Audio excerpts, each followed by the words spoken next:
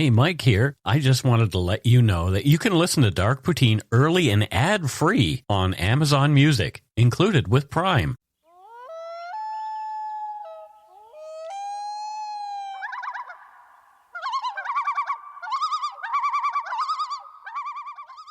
Welcome back to Dark Poutine. I am Mike Brown, here in Langley, British Columbia, and in Vancouver. At the Eagle's Nest with Justin and Steve is our good pal Matthew Stockton. How are you, Matthew? Good. How are you? I'm not, still kicking.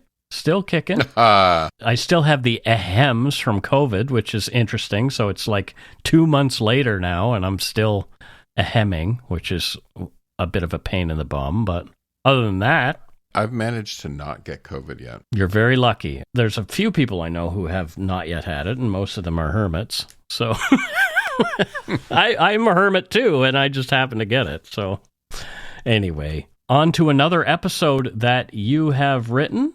And it's another goodie. The views, information, and opinions expressed during the Dark Poutine podcast are solely those of the producer and do not necessarily represent those of Curious Cast, its affiliate Global News, nor its parent company, Chorus Entertainment. Dark Poutine is not for the faint of heart or squeamish. Our content is often intense and some listeners may find it disturbing. We're not experts on the topics we present, nor are we journalists. We are ordinary Canadian schmucks chatting about crime and the dark side of history. Let's get to it. Put on your toque, grab yourself a double-double and a Nanaimo bar. It's time to scarf down some Dark Poutine. You are responsible for obtaining and maintaining at your own cost all equipment needed to listen to Dark Poutine. Dark Poutine can be addictive. Side effects may include, but not be limited to, pausing and questioning the system, elevated heart rate, pondering humanity, odd looks from colleagues as you laugh out loud at work, family members not into true crime worrying about you. Positive side effects may include some perspectives and opinions that you disagree with, as well as some wokeness and empathy. If you don't think Dark Poutine is for you, consult your doctor immediately.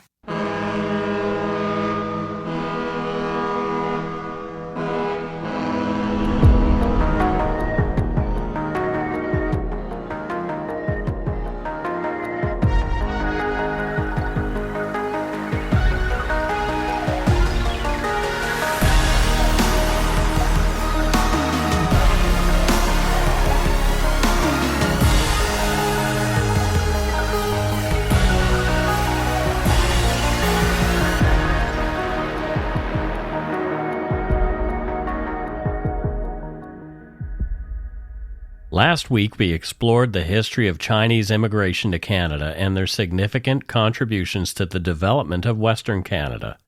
Chinese artisans, sailors, miners, small business owners, and farmers played vital roles from establishing an early trading post in Nootka Sound in 1788 to contributing to the Fraser Canyon Gold Rush in the 1850s and building the Western Canadian Railway in the early 1900s. We discussed the discrimination, exploitation, and perilous working conditions they faced during the railway's construction. After the completion of the railway, they endured a loss of rights, mandatory identification papers, and the imposition of a head tax, which started at $10 but eventually soared to an astonishing $500 per year, which was exorbitant at the time. As Canada's economy expanded, the $500 head tax proved ineffective in curbing Chinese immigration, falling short of the government's intentions. Nativist sentiments and deeply entrenched racism persisted, with calls for the total cessation of Chinese immigration spreading nationwide. These sentiments accused the Chinese of job theft, endangering Canadian women, lacking morals, spreading diseases, and threatening the British Empire. This dark backdrop led to one of Canada's most infamous moments in history. One of our darkest days, a day that needs to be remembered, July 1st, 1923. This is Dark Poutine episode 298, Chinese Exclusion from Canada, Part 2, Return of the Dragon.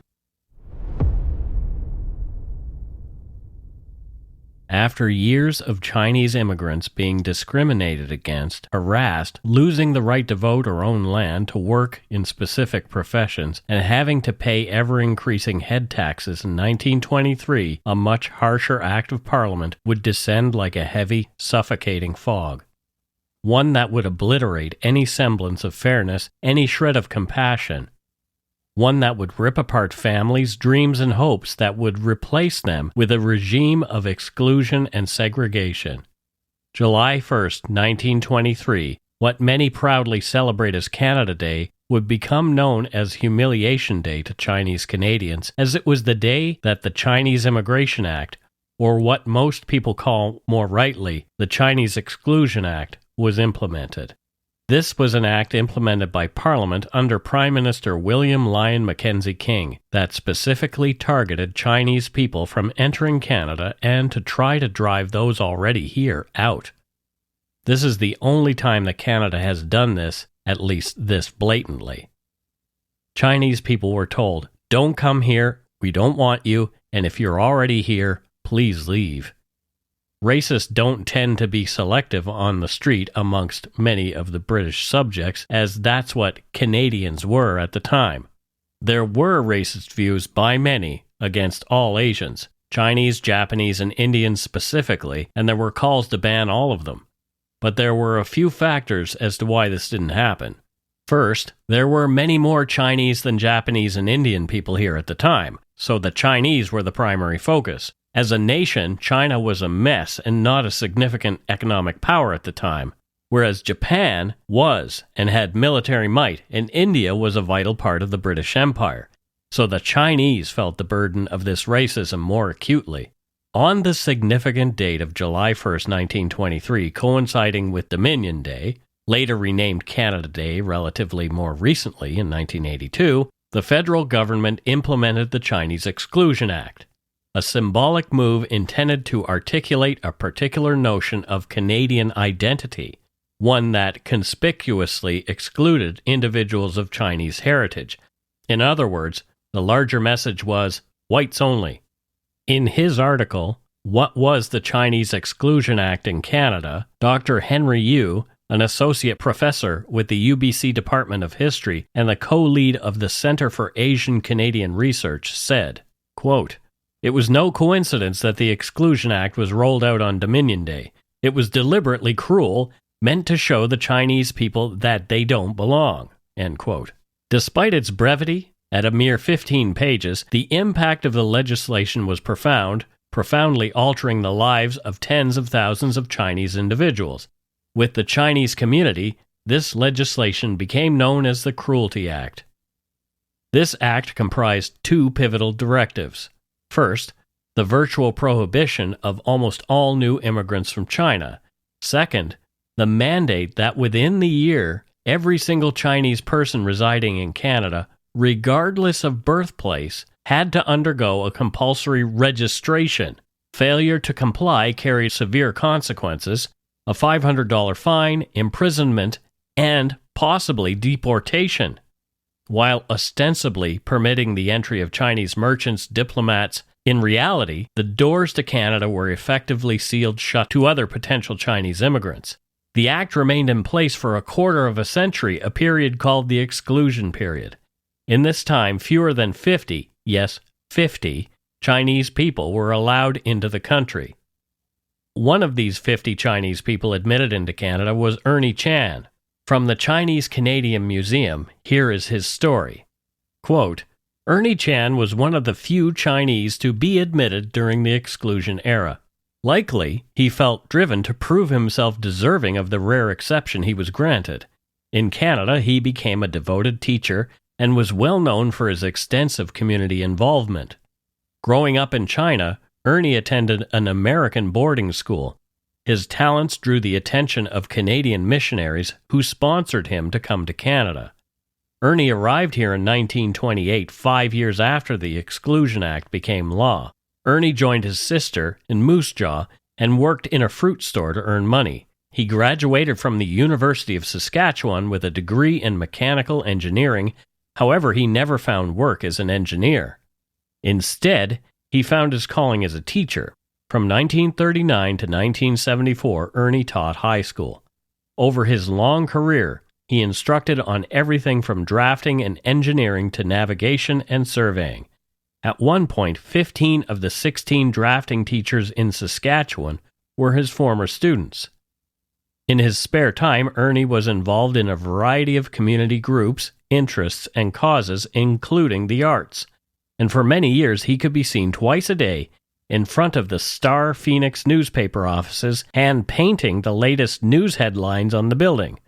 For his service, Ernie received many awards, including being named a member of the Order of Canada in 1984. End quote. Wow, cool. Ernie was an interesting guy. When I was visiting the museum to do the research, the museum is fantastic, by the way. We can talk about it at the end of the show. One of the team members was talking to me, and amidst the deep conversation we're having, we had a bit of a moment of levity when we were agreeing how handsome Ernie was when he was young. He was really a fine-looking man, and we also talked about the fact that he had a pretty good life, even though he probably faced lots of racism at the time, and that he really was an exception to the rule of the story of what so many others went through. And I think let's get back to when the act was implemented, and we can tell the story of some of those other men who didn't quite have it as good. Yeah, it sounds like it was rough for a lot of people. So when the act was passed, notices were placed in newspapers, public places, and on lampposts from coast to coast. The notices were written in both English and Mandarin to ensure the right people got the message. This is what one of the notices said, quote, "As required by Section 18 of the Chinese Immigration Act, Chapter 38, 13-4, George V, every person of Chinese origin or descent in Canada, irrespective of allegiance or citizenship, is required to register within 1 year from the 30th day of June 1923 with one of the registrars in the list below. Chinese living at a distance from a registrar may, if so they desire, register with the postmaster of their district. Registration forms will be available at each place of registration, and each person applying for registration should produce his landing certificate, and must produce 3 untouched and mounted copies of his photograph measuring 1.5 inches from the top of the head to point of chin, without head covering, full front view showing both ears. Section 34 of the Chinese Immigration Act 1923 provides that where any person of Chinese origin or descent fails to register as required by Section 18 referred to above, he shall be liable to a fine of not exceeding $500 or to imprisonment for a period not exceeding 12 months or both. Chas Stewart, Acting Minister of Immigration and Colonization." End quote. The list of registrars included names and addresses in Alberta, BC, Manitoba, New Brunswick, Nova Scotia, Ontario, Quebec, Saskatchewan, and the Yukon Territory. While the exclusion parts of the Act concerned the Chinese community, it was the registration order that people most feared and opposed. Being forced to report to a government office and answer a barrage of questions reminded many Chinese of the traumatic interrogation experience they faced when they first landed. Many feared they would be penalized for not recalling events perfectly or consistent with what the government had on file. Meanwhile, men, they were mostly men, who had entered as merchants and were originally exempt from the head tax, wondered what would happen should they admit their business had failed and they had a different job. Rumors abounded that they would be deemed laborers and charged a head tax fee of $500 or immediately deported. So people were afraid. The community sent envoys to Ottawa in a futile attempt to overturn the mandatory registration provision. This, of course, failed to sway the government. The registration process was not just ticking a box. It was intrusive, detailed, and meant to be difficult for non-English speakers. It also served as a message for the person being interviewed. You are not wanted, you will fall in line, and you will be watched. Each registration was documented in a 1-page form numbered 44 in the government's Chinese Immigration Record-Keeping Series. By the 1-year registration deadline, over 56,000 Chinese people living in Canada, this includes people who were born in Canada, were registered, each recorded by a CI-44 form. The form includes the name and known aliases, address, occupation, age, marital status, and the name and address of their spouse and or children in Canada, and it includes a photograph. It consolidates information on the individual's entry into Canada. This includes their place of birth, village, city and district or province in China, original port of admission, the name of the ship they came on, original date of arrival, amount of head tax paid, and serial number of CI landing or replacement certificate in their possession. The form also recorded the individual's height and facial marks and physical peculiarities, remarks made by the immigration official, and any existing file numbers that the government already had on the individual.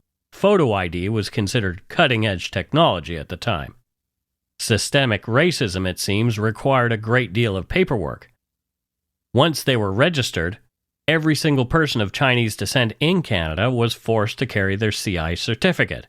Police and other officials would do spot checks on the streets, in homes, and at places of employment.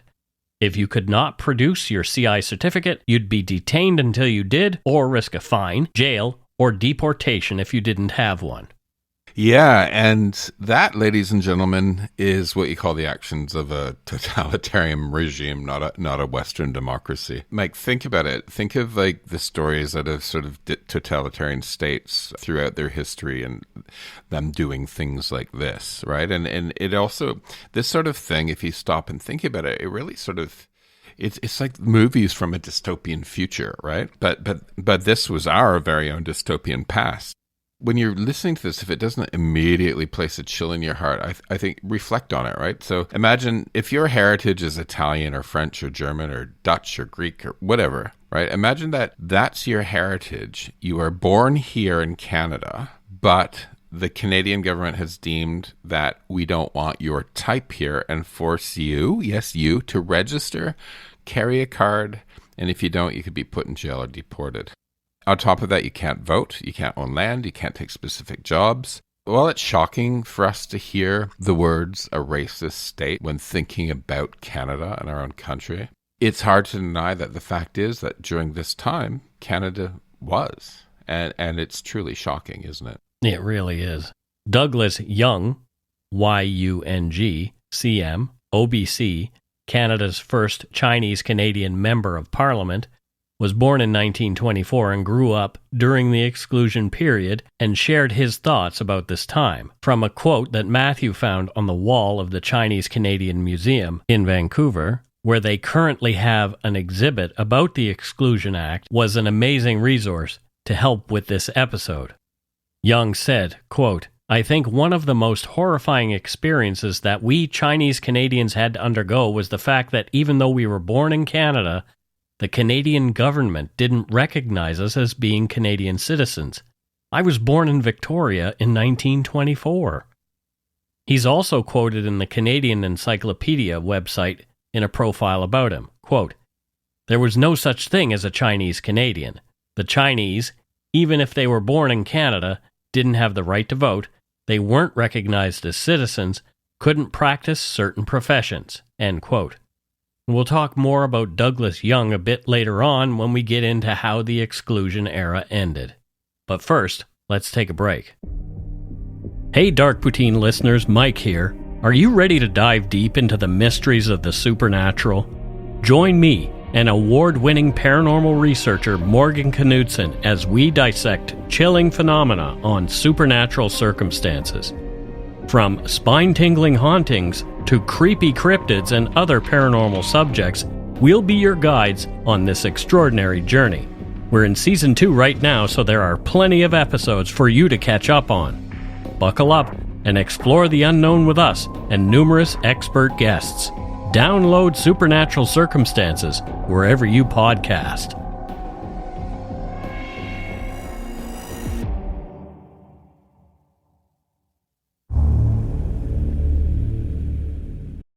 If you're looking for a smoking gun, I can absolutely guarantee you, you will not find it. In October 2001, a series of letters filled with a deadly powder called anthrax were dropped into the U.S. mail system. What started as an unprecedented case turned into an unsettling mystery. Who sent these deadly letters? And why? From Campside Media and Sony Music Entertainment, I'm Josh Dean, and this is Cover Up Season 4, The Anthrax Threat. Available now.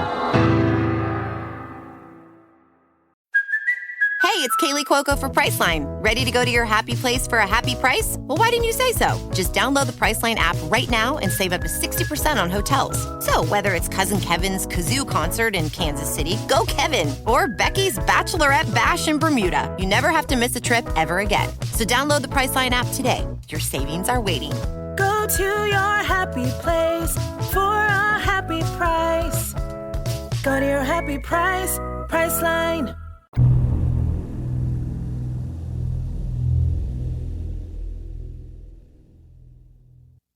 Library and Archives Canada holds immigration case files containing the certificate details of these Chinese Canadians. However, these files are not accessible to the public due to stringent privacy policies.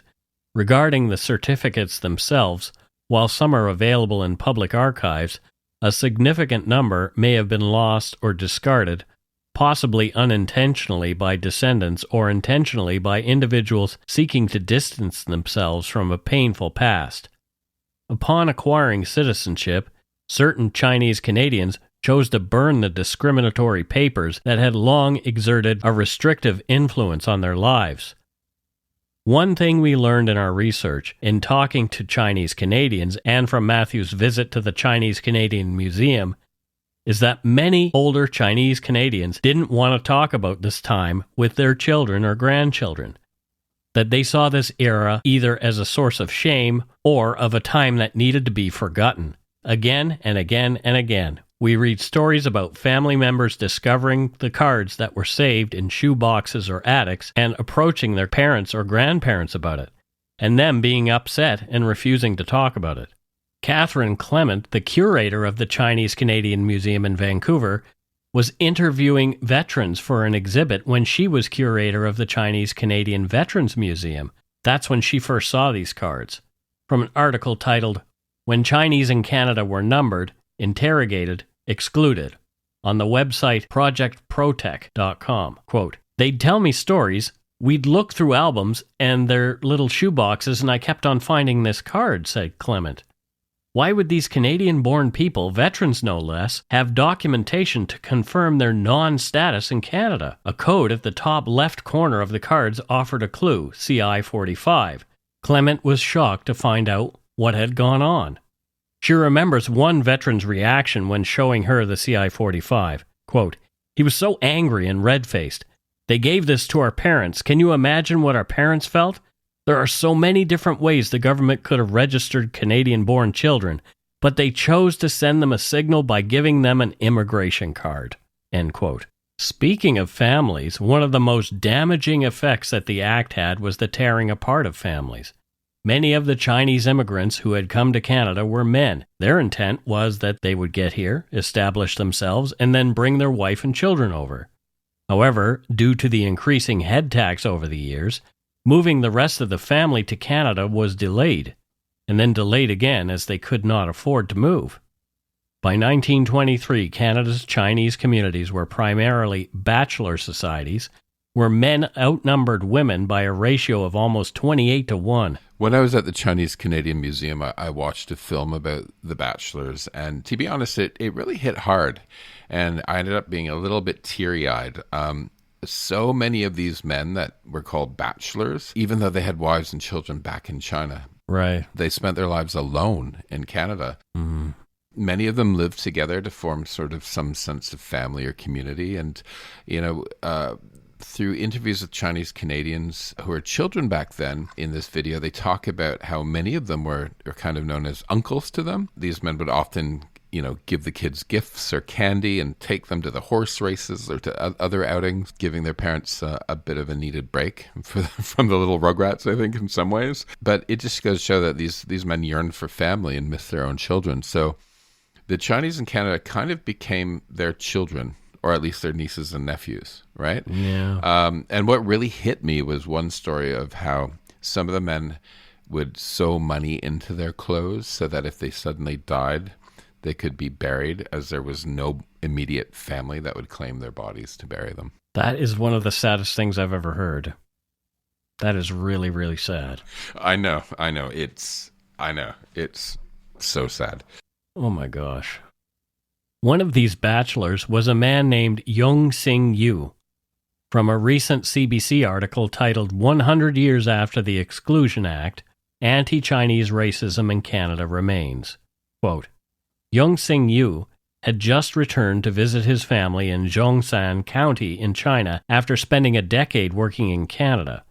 While there, he spotted the woman who would later become his wife washing clothes beside a stream and was smitten. Then his mother kind of looked into it and asked and found out who it was. And then arrangements were made, and the next thing you know, they're married. Yu's wife was pregnant when he went back to BC, where he worked as a laborer and cook. He thought his family would join him there. He did not know it would take nearly 3 decades for that reunion to happen. End quote. This was the grandfather of Henry Yu, the UBC historian who has dedicated his academic career to documenting the history of the Chinese-Canadian experience. His grandfather's wife and their daughter, Yung Kon Yi, finally made it to Canada in 1968. Yung Kon Yi is Henry Yu's mother, and she was 28 years old in 1968, the first time she ever met her father. The article goes on to talk about how the act affected Henry Yu's family and many others. Quote, it had torn his own family apart for years, but the Exclusion Act had also denied many Chinese men the chance to start families of their own and forced them to form bachelor societies. When Yu was 3 or 4 years old, he'd visit Chinatown with his grandfather. As soon as they'd walk into a cafe, his grandfather's friends would light up and shower the young boy with candies and treats. Yu said he realized later that his grandfather was sharing him with the men who would never know what it is like to have a partner, children, and grandchildren. Those exclusions and those denials of humanity, it's not just about, Chinese couldn't vote. There's also a kind of second-class citizenship and second-class humanity that they were allocated to, Yu said, end quote. Another story of a Chinese man who wanted to return to China but couldn't because he could not afford it is found on the wall of the Chinese Canadian Museum. It reads, quote, another story of a Chinese man who wanted to return to China but couldn't because he could not afford it was found on the wall of the Chinese Canadian Museum. It reads, quote, with the Exclusion Act in place, some were forced to beg friends or associations for money for a ticket home. Quote, I grew up in a poor family from an early age and had to migrate overseas to make a living. I endured and survived the vicissitudes of life, but now I am almost 70 years old, still struggling in places where I don't belong and still trying to find some work. My health is deteriorating, my hands tremble, my steps are slow, and no one will hire me. I want to buy a ship ticket and go back to my homeland, but my pocket is empty. Many brothers advised me to return to China so that I would not die as a ghost in a foreign land, end quote. And that quote is attributed to Yu Sit from Wong's Benevolent Association Archives. Doesn't that phrase really sort of hit you hard? A ghost in a foreign land? Again, another sad story. Like, holy smokes. Yeah. These are moving stories. Yeah, and it was just loneliness. Mm-hmm. Loneliness in a country that doesn't want you, but you're kind of stuck, right? Mm-hmm. The exclusion era ended in 1947. Nearly a quarter of a century after it was enacted, and decades more since the Chinese head tax was implemented. To tell the story of how it ended, we're going to talk about the experience of Douglas Yung, the first Chinese-Canadian Member of Parliament, who we earlier quoted. Having been born in Victoria, BC in 1924, he was one of the first babies born in the exclusion era. And even though he was born here, he was legally not considered a Canadian citizen. He attended Victoria High School and grew up in an incredibly discriminatory environment. He had to carry an identity card. He was not allowed to vote, to practice medicine or law, amongst many other draconian restrictions. When World War II broke out in 1939, Chinese people in Canada were excluded from military service. But in December 1941, when Japan invaded Pearl Harbor, they opened up a whole new front in the global war. All hands were needed on deck, and out of desperation, the British Empire, of which Canada was a part, begrudgingly allowed minorities to enlist. Despite how they had been treated here in Canada, many men of Chinese descent enlisted into the war effort. They saw this as an opportunity to prove themselves as Canadians and earn basic rights. A very young Douglas Yung was one of them. In the profile of Douglas Young on the Canadian Encyclopedia website, Young is quoted as saying, quote, "Some of us realized that unless we volunteered to serve Canada during this hour of need, we would be in a very difficult position after the war ended to demand our rights as Canadian citizens, because the Canadian government would say to us, 'What did you do during the war when everybody else was out fighting for Canada? What did you do?' So a few of us volunteered to serve, and my group was probably the first to join up." End quote. The article goes on to profile Young's service. Quote, "In 1944, Douglas Young enlisted in the Canadian Army. He was among a group of 12 to 13 Chinese Canadians who volunteered for Operation Oblivion, a British Special Operations Executive Plan to send agents of Chinese background into Japanese-occupied China as spies and saboteurs, and to arm and train Chinese soldiers. Young trained at a secret location on Okanagan Lake in BC and in Australia. He was injured during a parachute exercise during training and remained in Australia as an intelligence instructor. In the end, Operation Oblivion was cancelled when Allied High Command decided that the Pacific Theater north of New Guinea would be led by American forces. 5 Chinese Canadians were deployed behind enemy lines in Borneo and later received a military medal for their bravery there." End quote. The wartime service of Young and other Chinese Canadian soldiers played a crucial role in challenging prejudiced perspectives entrenched in mainstream Canadian society. White veteran groups who had fought alongside these Chinese Canadian men, along with church groups, began exerting pressure on the government to put an end to the Exclusion Act. In 1947, the British Columbia provincial government lifted voting restrictions. Because Canada became a signatory following World War II of the United Nations Universal Declaration of Human Rights, with which the Chinese Immigration Act was inconsistent, the Canadian Parliament repealed the Act on the 14th of May 1947, following the proclamation of the Canadian Citizenship Act 1946 on the 1st of January 1947. Chinese immigration resumed after the repeal of the Chinese Exclusion Act. But regrettably, discrimination persisted. Shockingly, it wasn't until the 1950s that any substantial effort was made to address this issue. It was during this time that the provinces of British Columbia and Ontario passed some of the first legislation making it illegal to discriminate in housing and employment based on race. What's striking is that, for the initial half of Canada's history, not only was racial discrimination pervasive, but it was also formally sanctioned by all levels of government, provincial, municipal, and federal. This meant that the machinery of government actively supported and enforced racial discrimination, essentially promoting white supremacy. Even as late as 1950, border officials resorted to using X-rays on young Chinese individuals as a means of ensuring compliance with age limits for family reunification programs. This unsettling practice underscores the persistent and deeply entrenched nature of discriminatory attitudes and actions against Chinese immigrants in Canada. The liberalization of immigration policies under the governments of John Diefenbaker and Lester Pearson were vital. This began with eliminating restrictions based on national origins in 1962, followed by establishing the world's first points-based immigration system in 1967.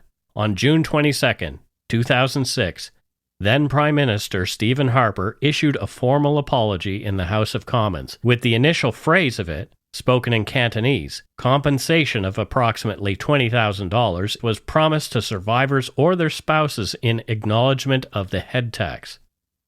On May 15, 2014, then Premier of British Columbia Christy Clark offered an apology in the Legislative Assembly, unanimously passed to redress historical wrongs. Here's part of what Premier Clark had to say that day. With this apology today, we cannot undo this wrong. And we must never erase it. It is a stain on our history, but it's a piece of history we are obliged to remember, because there is no truer thing than the fact that if you forget your history, you are doomed to repeat it. We are better today in British Columbia. We are better because of the contributions of immigrants from all over the world who've helped build this place together. And we are going to continue to strive to be better all the time. This is one important step on that path. in offering a formal apology for those historical wrongs that were done and finding a new chapter in reconciliation with those who were so irreparably harmed by acts of government in this House. While individual compensation was not provided, a $1 million commitment was made to a legacy fund for supporting initiatives addressing historical grievances. The formal apology underwent a 3-month consultation with various stakeholders to ensure its appropriateness. On April 22, 2018, then Mayor of Vancouver, Gregor Robinson, issued another formal public apology. So much has changed for the better, but to this day, fear and economic resentment still fuel anti-Asian racism. For example, the housing affordability issue in Canada, and especially in Vancouver, has been blamed by many as being driven by, quote, rich Chinese buying up the properties. Mike, this was actually one of the first things I heard from people that, people in my friend group who, quite frankly, ought to know better. When I was complaining about how expensive property it was when I was looking to buy a home, housing and affordability is really complex, and in fact, in my opinion, it lays at the feet of the national, provincial, and local governments who created so much red tape for building new housing. But there's this shorthand of I heard it so many times when I moved here 8 years immigrants. ago. Yeah. No, specifically the Chinese immigrants, right? Yep. Mm-hmm. I fell into that rhetoric at one point where, I was listening to what people were telling me, and it was like, sure, it's that. And then I did a little bit more homework, and like you say, it's a much more complex issue than just pointing in one direction. There is so much to it. Yeah. There is so much to the housing crisis. And that's another thing that I'm kind of mulling about doing an episode on in the new year. We'll talk about that more later. So also most recently, the COVID pandemic was called by you-know-who to the south the China virus. And during the pandemic, we saw a lot of discrimination and finger-pointing in our Asian communities. Both examples should resonate as warning signs now that you know the story of the head tax and Exclusion Act, which started with, they took our jobs, they took our housing, they bring disease. As a country, we need to remain vigilant that these little voices in society by a segment of racist and ethnocentric people don't become a chorus that the whole country is singing. Instead of participating in that rhetoric, appreciate what Chinese Canadians have done for this country, appreciate their perseverance in the face of state-sanctioned racism, and appreciate them as the neighbors, colleagues, friends, and relatives that they are. Yeah, and to the point of perseverance, I titled these episodes Enter and Exit the Dragon as a homage to Bruce Lee, because I love me some Bruce Lee films. And Mike, by the way, Justin doesn't like Bruce Lee films, so I think you and I need to do a Bruce Lee evening together. You changed the title of the second one. Yes, so you had it titled as Exit the Dragon, but to me that was like, well, it sounds like the Chinese just left, and it was like did they leave in shame or whatever? So I just decided I would use another name for a Bruce Lee movie. It was called The Way of the Dragon in Hong Kong, but it was released in the United States as Return of the Dragon. So that's why I chose the name Return of the Dragon, because you know what? The dragon ain't going anywhere. No. We are happy that Canada is the mosaic that it is. And Mike, I live here downtown Vancouver. Mm-hmm. I live in a building where, let's say, probably 15% of my neighbors are of Chinese origin. And in fact, we have some of the instructions on where to recycle downstairs in the garage are in Mandarin and English. And sure, I have colleagues and friends and neighbors, and me too. To me, it's like these are the great people that I live with and I work with and I play with, and I just don't understand the racism. So you left something out of this episode that I think is super important, and it's something that we need to talk about just here at the end. So in a historic turn of events, Kenneth Sim, a well-known Vancouver entrepreneur, achieved a significant victory when he was elected as the mayor of Vancouver on October 15th, 2022, 3 days shy of his 50th birthday, running under the banner of the ABC Vancouver Party.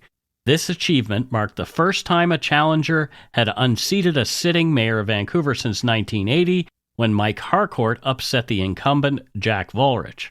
Notably, Kenneth Sim also made history as the first Chinese Canadian and person of color to be elected the mayor of Vancouver. Sim has faced a notable challenge during his mayoral term when the Globe and Mail published allegations from an anonymous source, allegedly from within the Canadian Security Intelligence Service, suggesting Chinese interference in the 2022 Vancouver municipal election. In response, Mayor Sim firmly denounced these insinuations, emphasizing his commitment to uncovering any evidence of foreign interference and defending the integrity of Canadian elections. He stated, quote, "If there's proof of foreign interference in our election, I want to know about it because I'm a Canadian. But right now, there are a bunch of insinuations," end quote. And the band played on. Ken Sim won, not because of any foreign influence. Ken Sim won because he had the best platform. And in fact, when I voted, I just looked for everyone in the ABC party and tick the boxes because I actually thought he had a great platform. So this sort of stuff is just ridiculous. I mean, there's two things. There's two ways of looking at this. Is number one, foreign governments often and always try to meddle, right? But number two, those foreign governments trying to meddle, that's their gig. It has nothing to do with the people here, right? And Ken is like a businessman that's been here for years. He has no connection to sort of the Chinese government, and that sort of bullcrap is just absolutely ridiculous. Yeah. Like, it's insanity. And the Globe and Mail publishing that crap, Jesus. It's interesting that most of the news organizations in Canada, other than the CBC, the newspapers specifically, are all sort of a little right-leaning, which is interesting. So there's no newspaper that has broad distribution that is really sort of a dissenting voice or even a middle-of-the-road voice. So it's fascinating. Like if you look at the Vancouver Province, the Vancouver Sun, they're owned by the same company. I don't know why those two papers need to exist, but they do. And they sort of, if you look, the articles are exactly the same in both of them. Why is that even a thing? It's interesting. Why isn't the Province a dissenting voice to the Sun? But it's not. It's not. And not really. No, not at all, because it's owned by the same company. Anyway, what a weird world we live in. Capitalism. It works. Hey, don't be bashing capitalism. Anyway, let's move on.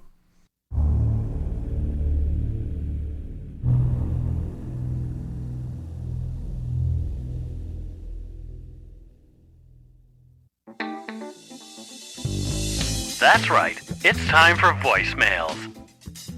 You can leave us a message at 1-877-327-5786 or 1-877-DARK-PTN. We'd love to hear from you. Let's see who called us this week.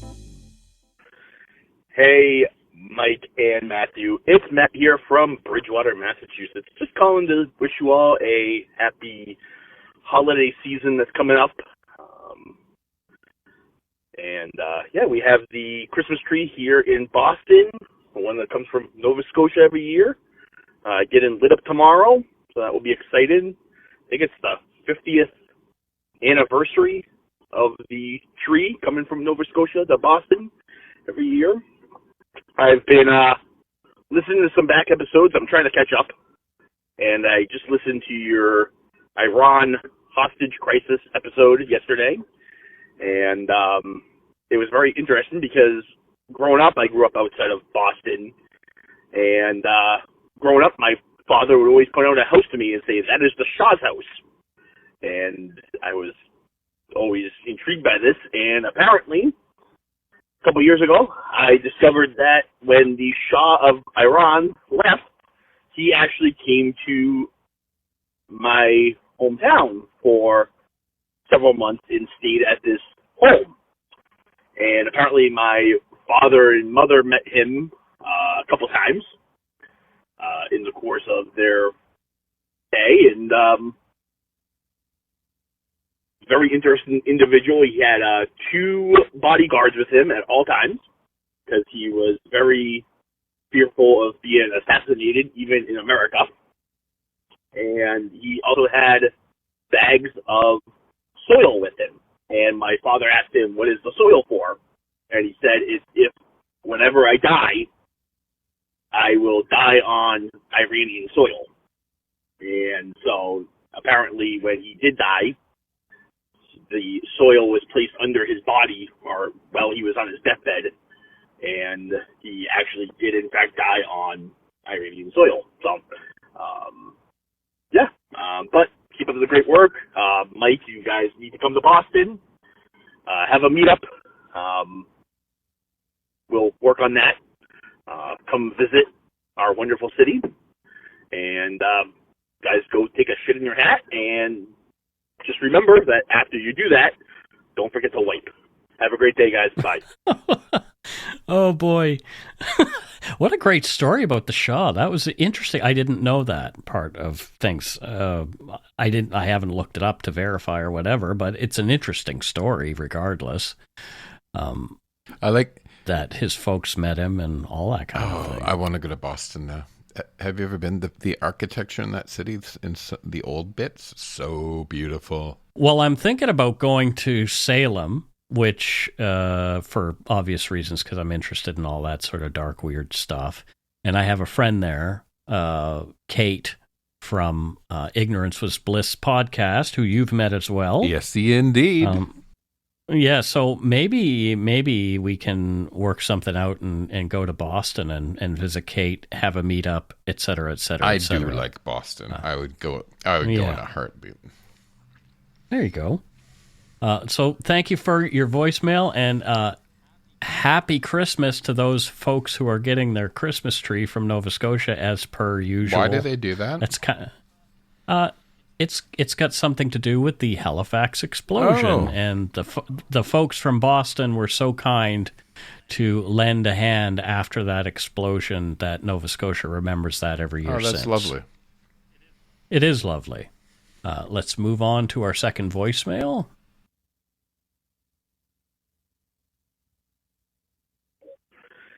Hey, Mike and Matthew. It's Matt here from Bridgewater, Massachusetts. Hi, Mike and Matthew. This is Ashley from Ottawa. I used to listen to your podcast when I field planes at the airport, and now I'm doing construction.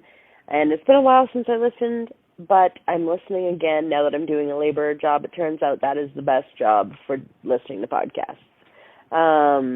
Anyways, really love your podcast. I'm glad you have more UFO stuff and just different things on there now, although I love the true crime. Hope you all are well. It took me 4 attempts to get this voicemail right. So anyways, go take a shit in your hat. Thank you so much. Thank you. I love that she is figuring out the best job she should have in order to listen to the podcast. Oh, boy. Career selection so you can listen to podcasts is fantastic. Yep.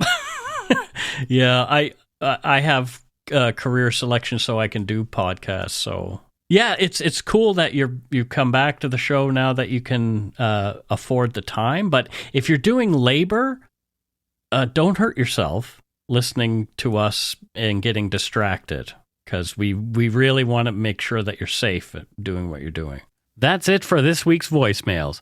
Again, you can leave us one at 1-877-327-5786 or 1-877-DARK-PTN. We'd love to hear from you, even if it is just to say hi and to tell us to go shit in our hats.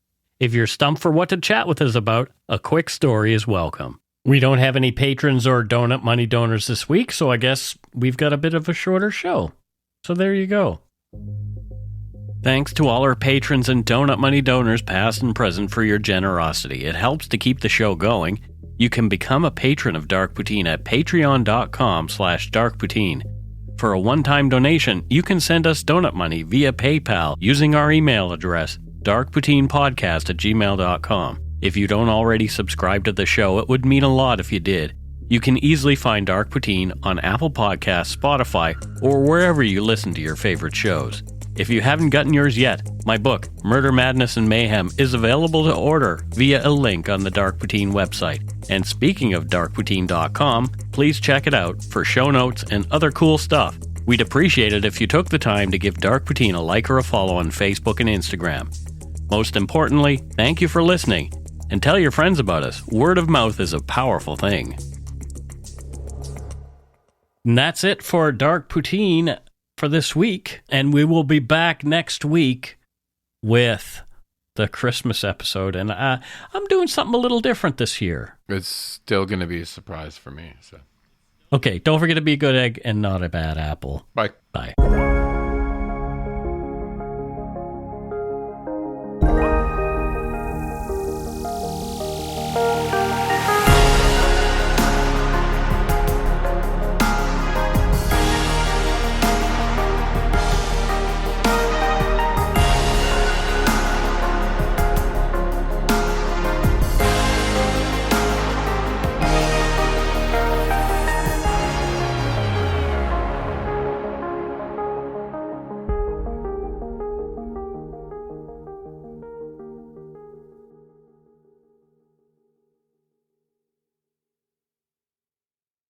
Hi, it's Shauna, and I might be a bad parent because my kids think French fries are vegetables. Hey, it's Ryan, and I might be a bad parent because I went out for wings when my wife was in the hospital after giving birth. Johnny here. I might be a bad parent because in my house, the tooth fairy gives pocket change. But we're not alone. Len emailed us and said his 6-year-old daughter's Tarzan moment going from love seat to lazy boy by curtains made him more proud than any dance recital. And Andy left his 2-year-old at the rink. All right, guys, I'm sure we're not alone. Like Andy's kid. For stories and confessions like this, make sure you check out our podcast. It's called Bad Parents, and it's available wherever you get your podcasts. I left a glove at the rink.